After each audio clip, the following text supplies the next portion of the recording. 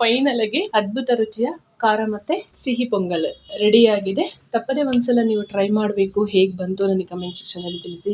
ಹಾಗೆಯೇ first time ನನ್ನ ಚಾನಲ್ನ ನೋಡೋದಾದರೆ ಪ್ಲೀಸ್ ಸಬ್ಸ್ಕ್ರೈಬ್ ಮಾಡ್ಕೊಳ್ಳಿ. ಪಕ್ಕದಲ್ಲಿರುವ ಬೆಲ್ ಬಟನ್ನ ಕ್ಲಿಕ್ ಮಾಡೋದನ್ನು ಮರಿಬೇಡಿ. ಎಲ್ಲರಿಗೂ ಸಂಕ್ರಾಂತಿ ಹಬ್ಬದ ಆರ್ಥಿಕ ಶುಭಾಶಯಗಳನ್ನು ತಿಳಿಸ್ತೀನಿ.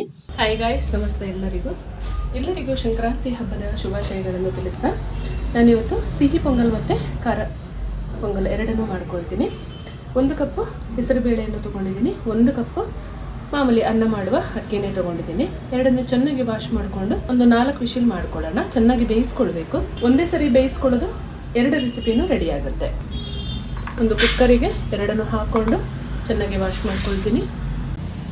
ಚೆನ್ನಾಗಿ ಅಕ್ಕಿ ಮತ್ತು ಹೆಸರುಬೇಳೆನ ವಾಶ್ ಮಾಡಿ ಇಟ್ಕೊಂಡಿದ್ದೀನಿ.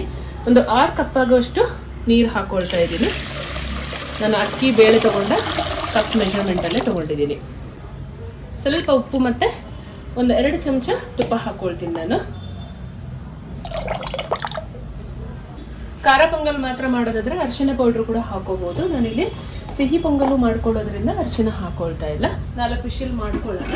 ಚೆನ್ನಾಗಿ ಹೆಸರುಬೇಳೆ ಮತ್ತು ಅನ್ನ ಬೆಂದ್ಕೊಂಡಿದೆ. ಈ ರೀತಿಯಲ್ಲಿ ಹೆಸರುಬೇಳೆನ ನಾನೊಂದು 2 ನಿಮಿಷ ಹುರಿದು ಹಾಕ್ಕೊಂಡೆ, ಬಟ್ ಅದು ವಿಡಿಯೋ ಕಟ್ಟಾಗಿದೆ.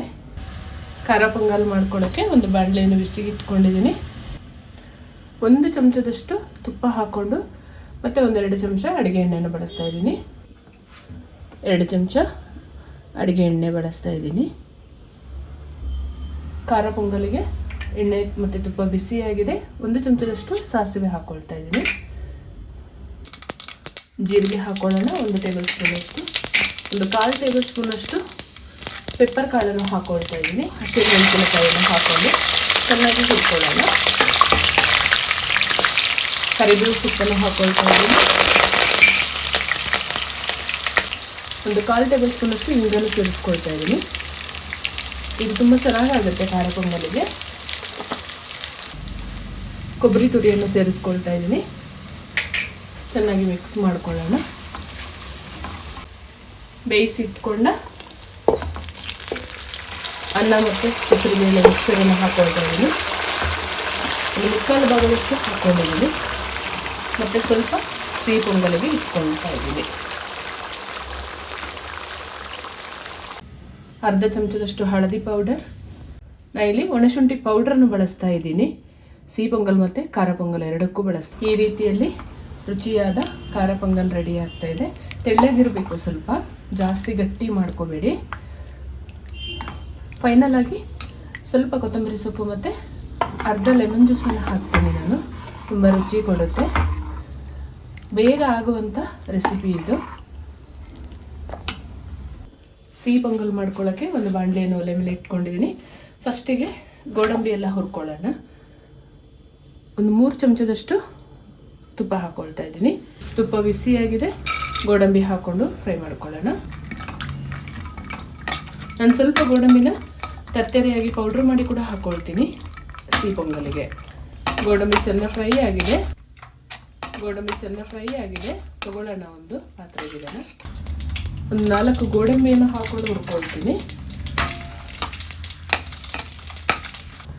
ತರಿಯಾಗಿ ಗೋಡಂಬಿ ಮತ್ತು ಬಾದಾಮಿಯನ್ನು ಈ ಥರ ಮಿಕ್ಸಿ ಮಾಡಿ ಇಟ್ಕೊಂಡಿದ್ದೀನಿ. ಅದನ್ನು ಒಂದು 2 ನಿಮಿಷ ನಿಧಾನ ಉರಿಯಲ್ಲಿ ಹುರ್ಕೊಂಡು ಆಮೇಲೆ ಬೆಲ್ಲ ಸೇರಿಸ್ಕೊಳ್ತೀನಿ. ನಾನಿಲ್ಲಿ ಆರ್ಗ್ಯಾನಿಕ್ ಬೆಲ್ಲನೇ ತೊಗೊಂಡಿರೋದ್ರಿಂದ ಸೋದಿಸ್ಕೊಳ್ಳಲ್ಲ, ಹಾಗೆ ಮಾಡ್ಕೊಳ್ತಾ ಇದ್ದೀನಿ. ಗೋಡಂಬಿನ ಈ ಥರ ತರಿಯಾಗಿ ಪೌಡ್ರ್ ಮಾಡೋ ಬದಲು ಹಾಲು ಕೂಡ ಹಾಕಿ ಮಾಡ್ಕೋಬೋದು ನೀವು, ಅದು ಕೂಡ ಚೆನ್ನಾಗಾಗುತ್ತೆ. ಇಲ್ಲ ಹಾಲಲ್ಲೇ ಹೆಸರುಬೇಳೆನ ಹುರಿದು ಕೂಡ ಈ ಥರ ಸಿಹಿ ಪೊಂಗಲ್ ಮಾಡ್ಬೋದು, ಅದು ಕೂಡ ಚೆನ್ನಾಗಾಗುತ್ತೆ. 2 ನಿಮಿಷ ಫ್ರೈ ಆಗಿದೆ. ರುಚಿಗೆ ತಕ್ಕಷ್ಟು ಬೆಲ್ಲ ಪೌಡ್ರನ್ನು ಸೇರಿಸ್ಕೊಳ್ತೀನಿ. ಒಂದು 2 ನಿಮಿಷ ಮಿಕ್ಸ್ ಮಾಡಿಕೊಂಡು ಇದು ಕರಗುತ್ತೆ. ಆಮೇಲಿಂದ ಸ್ವಲ್ಪ ನೀರು ಹಾಕ್ಕೊಳ್ಳೋಣ.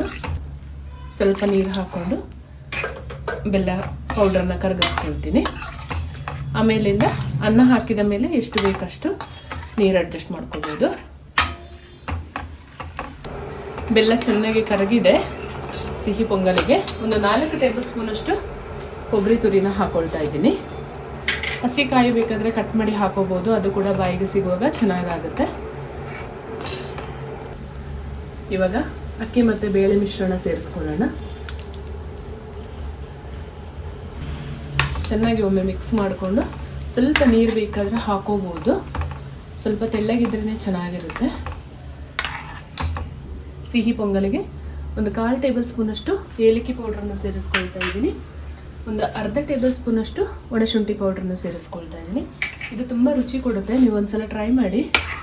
ಸಿಹಿ ಪೊಂಗಲಿಗೆ ಹಸಿ ಶುಂಠಿ ಆದ್ರೂ ಜಜ್ಜಿ ಹಾಕ್ಕೊಂಡ್ರೂ ಆಗುತ್ತೆ, ಅಥವಾ ಪೌಡ್ರ್ ಇದ್ರೂ ಅದು ಕೂಡ ಆಗುತ್ತೆ. ತುಂಬ ಅದ್ಭುತವಾದ ರುಚಿ ಕೊಡುತ್ತೆ. ಸಿಹಿ ಪೊಂಗಲ್ ಕೂಡ ರೆಡಿ ಆಯಿತು. ಹುರಿದಿಟ್ಕೊಂಡ ಗೋಡಂಬಿ ಮತ್ತು ದ್ರಾಕ್ಷಿಯನ್ನು ಸೇರಿಸ್ಕೊಂಡು ಸ್ಟವ್ ಆಫ್ ಮಾಡ್ಕೊಳ್ಳೋಣ. ಫೈನಲ್ ಆಗಿ ಹುರಿದಿಟ್ಟ ಗೋಡಂಬಿ ದ್ರಾಕ್ಷಿಯನ್ನು ಸೇರಿಸ್ಕೊಂಡು ಒಂದು 2 ನಿಮಿಷ ಕುದಿಸ್ಕೊಳ್ಳೋಣ. ಆಮೇಲಿಂದ ಸ್ಟವ್ ಆಫ್ ಮಾಡಿಕೊಂಡು ಸರ್ವ್ ಮಾಡಿಕೊಂಡ್ರೆ ಆಯಿತು. ಹೀಗೆ ಒಂದೇ ಸರಿ ಬೇಯಿಸ್ಕೊಂಡು ತುಂಬ ಈಸಿಯಾಗಿ ಮಾಡುವಂಥ ಪೊಂಗಲ್ಗಳು ಇದು, ಸಿಹಿ ಮತ್ತು ಖಾರ ಪೊಂಗಲ್ಲು. ತಪ್ಪದೆ ಒಂದ್ಸಲಿ ನೀವು ಟ್ರೈ ಮಾಡಬೇಕು. ಹೇಗಿತ್ತು ಅಂತ ನಿಮ್ಮ ಅಮೂಲ್ಯವಾದ ಕಮೆಂಟ್ಗಳಿಗೆ ನನಗೆ ತಿಳಿಸೋದನ್ನು ಮರಿಬೇಡಿ. ಫೈನಲ್ ಆಗಿ ಖಾರ ಪೊಂಗಲ್ ರೆಡಿ ಆಯಿತು. ಸ್ವಲ್ಪ ಲೆಮನ್ ಜ್ಯೂಸನ್ನು ಹಾಕ್ಕೊಳ್ತಾ ಇದ್ದೀನಿ, ಒಂದು ಅರ್ಧ ಟೇಬಲ್ ಸ್ಪೂನಷ್ಟು. ಕಟ್ ಮಾಡಿ ಇಟ್ಕೊಂಡ ಕೊತ್ತಂಬರಿ ಸೊಪ್ಪನ್ನು ಸೇರಿಸ್ಕೊಳ್ತಾ ಇದ್ದೀನಿ, ಒಂದು 2 ಟೇಬಲ್ ಸ್ಪೂನಷ್ಟು. ಚೆನ್ನಾಗಿ ಒಮ್ಮೆ ಮಿಕ್ಸ್ ಮಾಡಿಕೊಂಡು ಸ್ಟವ್ ಆಫ್ ಮಾಡ್ಕೊಳ್ಳೋಣ. ತುಂಬ ಅದ್ಭುತವಾಗಿರುತ್ತೆ. ನೀವು ನಿಮ್ಮ ಮನೆಯಲ್ಲಿ ಹೇಗೆ ಸಿಹಿ ಮತ್ತು ಖಾರ ಪೊಂಗಲ್ ಮಾಡ್ತೀರಾ ನನಗೆ ತಪ್ಪದೆ ತಿಳಿಸಿ. ಸ್ವಲ್ಪ ಈ ಥರ ತೆಳ್ಳಗೇ ಇರಬೇಕು. ಇದು ಇಳಿಸಿದ ಮೇಲೆ, ತಣ್ಣಗಾದ ಮೇಲೆ ಸ್ವಲ್ಪ ಗಟ್ಟಿಯಾಗುತ್ತೆ. ಸ್ಟವ್ ಆಫ್ ಮಾಡಿಕೊಂಡು ಸರ್ವ್ ಮಾಡ್ಕೊಳ್ಳೋಣ. ಫೈನಲ್ ಆಗಿ ಅದ್ಭುತ ರುಚಿಯ ಖಾರ ಮತ್ತು ಸಿಹಿ ಪೊಂಗಲ್ ರೆಡಿಯಾಗಿದೆ. ತಪ್ಪದೆ ಒಂದ್ಸಲ ನೀವು ಟ್ರೈ ಮಾಡಬೇಕು. ಹೇಗೆ ಬಂತು ನನಗೆ ಕಮೆಂಟ್ ಸೆಕ್ಷನಲ್ಲಿ ತಿಳಿಸಿ. ಹಾಗೆಯೇ ಫಸ್ಟ್ ಟೈಮ್ ನನ್ನ ಚಾನಲ್ನ ನೋಡೋದಾದರೆ ಪ್ಲೀಸ್ ಸಬ್ಸ್ಕ್ರೈಬ್ ಮಾಡ್ಕೊಳ್ಳಿ. ಪಕ್ಕದಲ್ಲಿರುವ ಬೆಲ್ ಬಟನ್ನ ಕ್ಲಿಕ್ ಮಾಡೋದನ್ನು ಮರಿಬೇಡಿ.